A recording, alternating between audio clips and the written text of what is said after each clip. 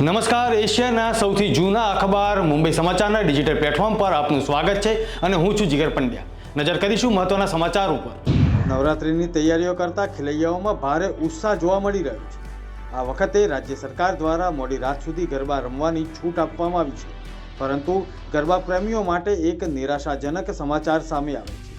જાણીતા હવામાન નિષ્ણાત અંબાલાલ પટેલે અનુમાન વ્યક્ત કર્યું છે કે 3 થી 5 ઓક્ટોબર દરમિયાન નવરાત્રિ હસ્ત નક્ષત્રમાં ગાજવીજ અને પવન સાથે કેટલાક ભાગોમાં વરસાદ થવાની શક્યતા રહેશે. અમદાવાદ ક્રાઇમ બ્રાન્ચ નવરાત્રિને લઈને હથિયાર અંગેની ડ્રાઈવ ચાલી રહી છે. ક્રાઇમ બ્રાન્ચે વધુ 9 હથિયાર ઝડપ્યા છે. છેલ્લા 5 દિવસમાં ક્રાઇમ બ્રાન્ચે 17 હથિયારો જપ્ત કર્યા છે. હથિયાર સાથે ઝડપાયેલા આરોપીઓ મોટાભાગે ગુનાહિત પ્રવૃત્તિઓ સાથે સંકળાયેલા. મુખ્યમંત્રી ભૂપેન્દ્ર પટેલે રાજ્યમાં માર્ગો પર સાંકડા પુલ સ્ટ્રક્ચર્સને પહોળા કરી ટ્રાફિક જામ થવાની સમસ્યામાંથી મુક્તિ માટેનો મહત્વપૂર્ણ પ્રજાલક્ષી નિર્ણય કર્યો છે. રાજ્યમાં 20 જેટલા માર્ગો રસ્તાઓ પર રોડની સાપેક્ષમાં સાંકડા હોય તેવા 41 હયાત પુલ અને સ્ટ્રક્ચર્સ પહોળા કરવાની કામગીરી માટે મુખ્યમંત્રીએ 245.30 કરોડ રૂપિયા મંજૂર કર્યા. નવરાત્રિને હવે 2 દિવસ જ બાકી છે, ત્યારે અંબાજી ખાતે નવરાત્રિની ખાસ તૈયારીઓ શરૂ કરાઈ છે. ચાચર ચોકમાં ઘટ સ્થાપન સાથે નવરાત્રિનો પ્રારંભ કરાશે, જ્યારે દુર્ગાષ્ટમીના રોજ સવારની આરતી 6 કલાકે થશે. કહેવામાં આવે છે કે જેની અંદર માતાજીમાં વર્ષની અંદર 2 વખત ઘટ સ્થાપન થાય છે, કે માતાજીની આગળ ઝવેરા વાવવામાં આવે છે અને માતાની જે આરતી થાય એવી બીજી આરતી પણ ત્યાં આગળ ઘટ સ્થાપનમાં કરવામાં આવે છે.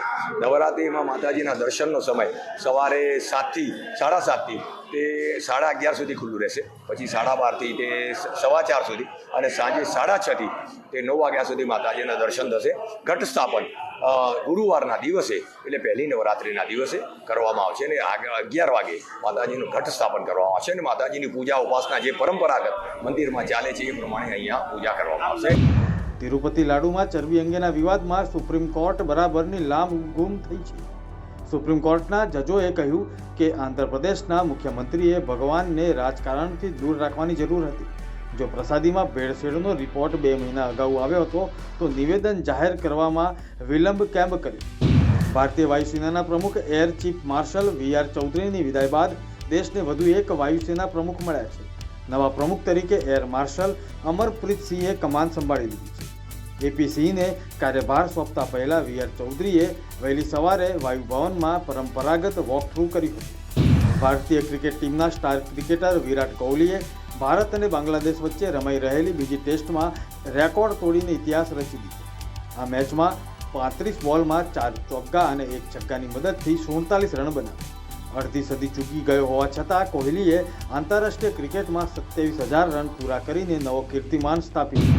અમદાવાદના ચાણક્યપુરી વિસ્તારમાં શિવમ આર્કેડ સોસાયટીમાં હથિયારધારી અસામાજિક તત્વોએ આતંક મચાવ્યો હોવાની ઘટના બની હતી. સોસાયટીમાં અસામાજિક તત્વોના એક ટોળાએ હાથમાં તલવાર, પથ્થર અને ઘાતક હથિયાર સાથે ઘૂસીને ધમાલ મચાવી હતી. આ મામલે પોલીસે 5 આરોપીઓની ધરપકડ કરી છે. આ ઉપરાંત આરોપીઓને સાથે રાખીને ઘટનાનું રિકન્સ્ટ્રક્શન કરાશે. રાજકોટમાં ગાયોની હાલત દયનીય જોવા મળી રહી છે, ત્યારે રાજકોટ મનપા સંચાલિત ઢોર ડબ્બામાં પશુઓના મોત થયાના સમાચાર મળતા જ ખળભળાટ મચી ગઈ. રાજકોટ મનપા મેયર નૈનાબહેન પીટડિયા દ્વારા આ મામલે મીડિયા સમક્ષ ખુલાસો કરવામાં આવ્યો છે અને તેમણે કહ્યું કે પશુઓના મોત થયા છે તે બીમારી અને આચરકુચર વસ્તુઓ ખાવાથી થયા છે. ગીર ગઢડા તાલુકાના સોનપરા ગામે ચંદ્રભાગા નદીમાં પૂર આવતા જ ગ્રામજનો કેડસમા પાણીમાંથી પસાર થવા મજબૂર બન્યા છે. ગીર વિસ્તારમાં ભારે વરસાદને કારણે ભંગેશ્વર તળાવ ઓવરફ્લો થતાં જ ચંદ્રભાગા નદીમાં નવા નીર આવ્યા હતા અને 2 કાંઠે નદી વહી રહી છે. સોનપુરા ગામની સીમમાં વસતા ખેડૂત પરિવારો અને વિદ્યાર્થીઓ કેડસમા પાણીમાં પસાર થવા મજબૂર બન્યા છે. આ હતા અત્યાર સુધીના મહત્વના સમાચાર. વધુ સમાચારની અપડેટ માટે જોતા રહો મુંબઈ સમાચારની ડિજિટલ પ્લેટફોર્મ. નમસ્કાર.